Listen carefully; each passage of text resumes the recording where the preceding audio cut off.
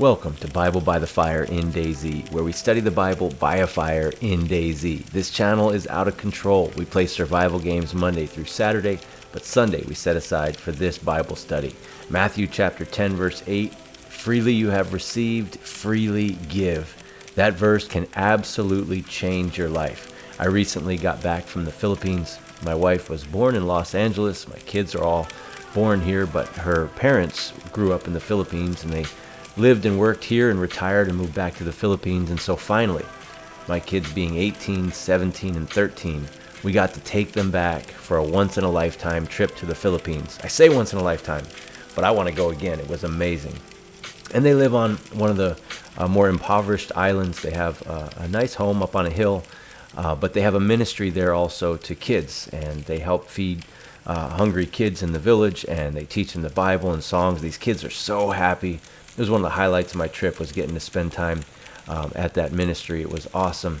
But while I was there, my mother-in-law, it was kind of weird. I love her. She gave me like the equivalent of maybe $50 in pesos, because we didn't have any of the local money, and they just wanted to splurge and give everyone. So I have all of these pesos, and I didn't really buy much for myself. What I did was look for opportunities to give it away. And I'll give an example. They have 7-Elevens there. I don't know how long those have been there. Not many, and they're different than here, but I went into a 7-Eleven, and while I was approaching, there was a little kid, dirt on his face, snot on his nose. You can tell doesn't have much. His clothes are dirty, such like that. But he smiled, and he opened the door for me and my family. And then on the way out, he was waiting, and he smiled, and he opened the door again. And I know he's hoping for a tip. So I gave him a tip.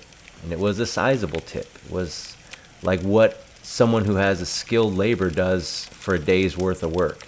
And his eyes just lit up, and I saw him run back to the area where he'd come from, run back to his home. He was so excited, and it blessed me to give him that. And there was another man, an older man, and was actually in a mall in Manila, and a big city, 20 million people. And he's working in the bathroom. No windows, not good ventilation, spends most of his day in this bathroom. And I come in, and he ushers me over to the urinal, and like puts his hands out, like, use this urinal right here, like he's helping me. It was kind of funny. So I used the restroom, and as I was going to the restroom, he starts the water, and so I go and I wash my hands, and then he shows me where the soap is, as if I can't see it for myself. And I get the soap, and as I'm getting the soap, he starts getting paper towels, and then he hands me the paper towels, and he's smiling the whole time. Older guy, had to be close to 70 maybe, for this kind of work. And I thought, this man spends all day, every day in this bathroom. So you know what? I gave him a big old tip. I gave him like a day's worth of wages for what like a mechanic or someone with skilled labor would get. And I ended up giving away most of that money. I bought this or that for myself, bought a soda here, bought a t-shirt at one point, but gave most of it away and made sure I had none left when I came home. And it was a blessing to give. Why do I share all that? Freely I received it, so freely I gave it. My mother-in-law gave it to me, and she did not expect anything back. She definitely would not take anything back. She even kind of kept giving me more as the trip went on, and I kept giving more away. But it was a blessing to give. Acts chapter 20, verse 35 says, "It is more blessed to give than to receive." And so it's important that we learn to be good givers, that we learn to see a need around us and help someone in need, or just give more than someone deserves just to be Christ-like. Luke chapter 12, verse 48 actually says, where much is given, much is required, that we're expected to live that way. But why was it so easy for me to give that money away? I mean, in the grand scheme of things, it's not a lot, but it's kind of a lot. I mean, $50, I don't know about you, but $50 for me is a lot of money. But why was it so easy there? 1, it was given to me. 2, I was in a foreign land with a foreign currency. 3, I know I'm not staying here. I'm going home at some point. And it dawned on me, those same 3 points are the same 3 points I could apply to this entire life. Everything I have was given to me by God. I may feel like I earned it, but God definitely provided it for me. I'm in a foreign land. The Bible is clear. Jesus is clear. This is not our home. Our kingdom is not of this world, that we're only here for a different time. This is not our home. This is not our true currency. And 3, I'm not staying here. My everlasting home is in the kingdom of heaven. It should be easy for me to give. And maybe you're able to give a day's wages to someone, like I was. Maybe you're only able to give a few cents worth, like that widow who put in the offering just a couple of pennies worth. Whatever you can give it. It is a blessing to give. And here's why. Do you want your life, your spiritual life, your inner life, your emotional life, do you want it to be a river, or do you want it to be a pond?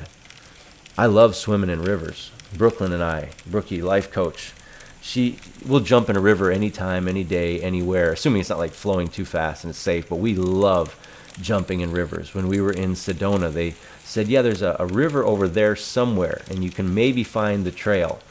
And it's hard to find, and you can't access the river from this side. You have to drive around. Well, once they said you can't access the river from this side, both of us were in. We're going to try to do it. And so we went walking through the desert, and we found what looked like a trail, and we followed it, and we could hear laughing and people down at a river, so we kept following that sound, and every turn we were kind of going down like a hills into like a ravine, and we're going down and down and following. I think that's the path there. Oh, it's over here. It picked up over here. And we kept following the sound, and finally we got to the river, and sure enough, we could hop, skip, and jump over to a point where we could jump in the river.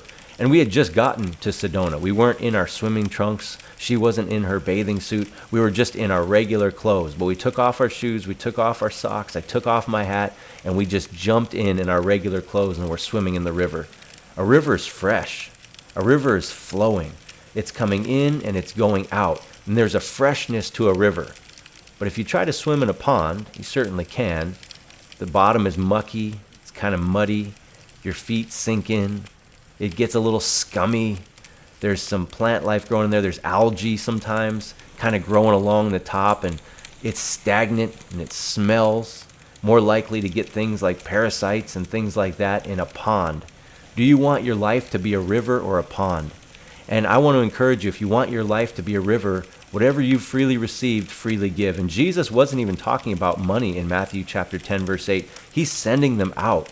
The first verse I quoted, he's saying, go out and heal the sick and do the work that you've seen me do. You've received all this from me. Now go do it. Part of freely receive, freely give is sharing the gospel, is sharing your testimony. It may be going and doing some work with your hands and helping someone move, or helping someone who's elderly in their home around the house, or cooking a meal for someone. It doesn't have to be money, but we have received so much from God, we ought to freely give. And it's more blessed to give than to receive, and it's expected of us. And bear in mind, this was given to you by God. We are in a foreign land, and we're not staying here. So give it all. As much as you can give, give. And your life will become more like a river than a pond.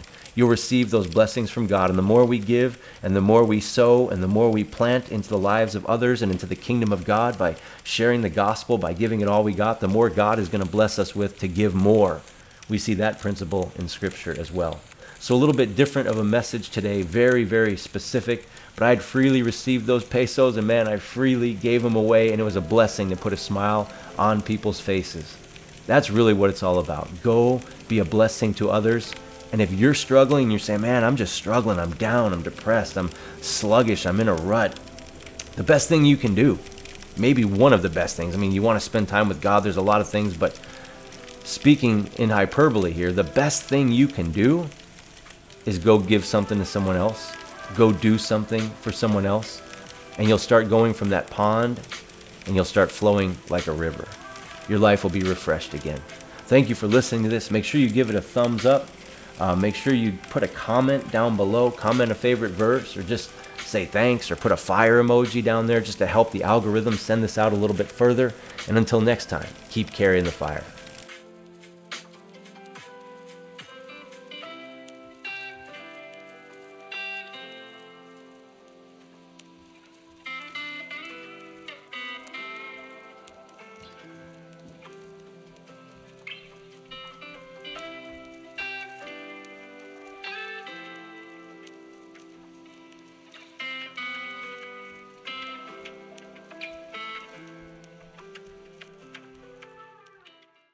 What?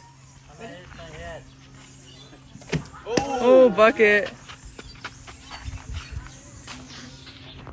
So cool. Yeah, Do you want a video, Jen? No. That's heavy. You want to see the video? Good. Yep. Hey!